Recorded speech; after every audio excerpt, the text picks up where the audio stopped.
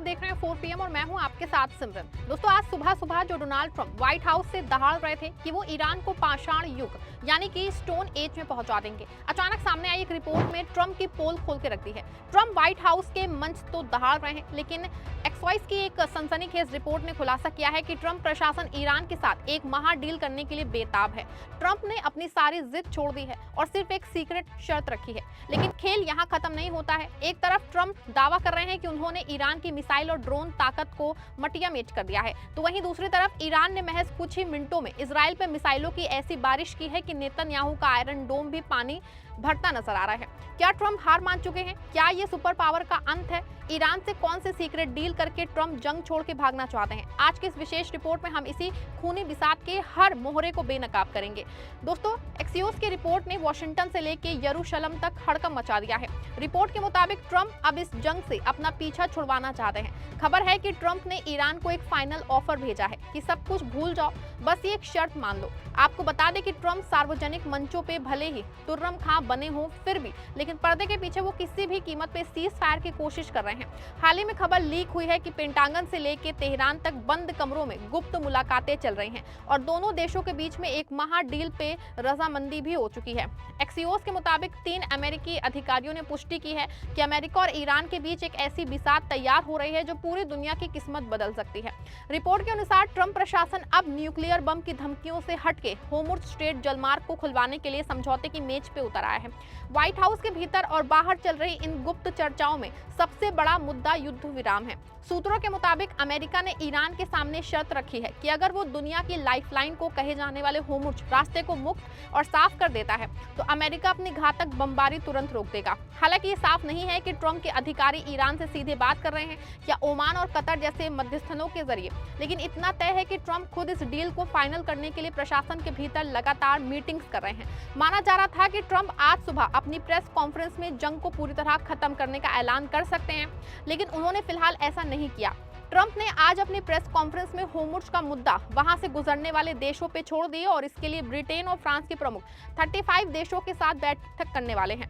Israel चाहता है कि ट्रंप ईरान को कुचले, लेकिन व्हाइट हाउस का एक धड़ा अब इस जंग से बाहर निकलने का रास्ता ढूंढ रहा है। खुद ट्रंप ईरान में अपने सारे मकसद बीच में छोड़ के भाग रहे हैं, लेकिन उन्होंने आज सुबह के भाषण में ये जताने की कोशिश की है कि ईरान आत्मसमर्पण को तैयार हो गया है।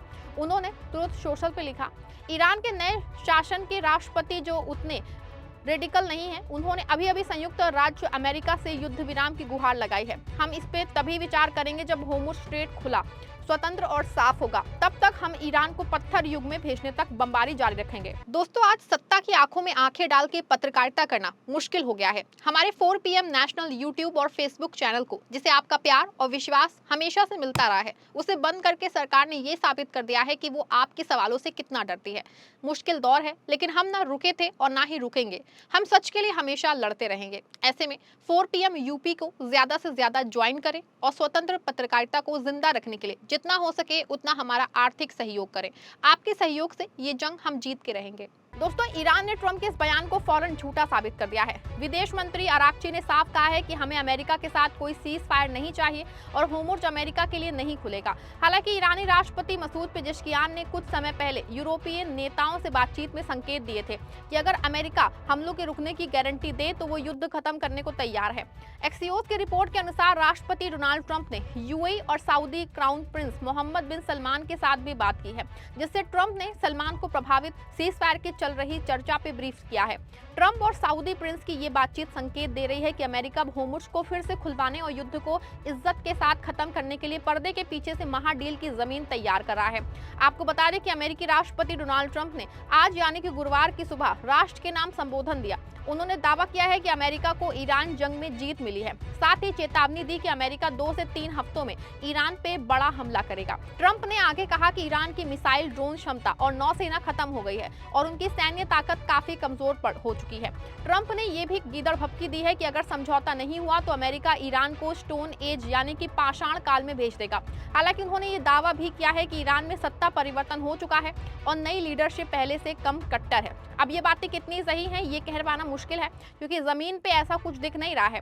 ईरान अभी भी इजराइल और मिडिल ईस्ट में लगातार मिसाइल अटैक कर रहा है। आज भी जब ट्रंप दावा कर रहे थे कि ईरान की नेवी मिसाइलें खत्म हो गई हैं, ठीक उसी समय ईरान ने इजराइल पे बैलिस्टिक मिसाइलें दाग दी। ईरान के सरकारी टीवी ने दावा किया है कि ये मिसाइलें ट्रंप के उसी झूठ का करारा जवाब है। ट्रंप कह रहे थे कि ईरान खत्म हो गया है, लेकिन हकीकत है कि ईरान की मिसाइलें आज भी इजराइल के सीने को छलनी कर रही हैं।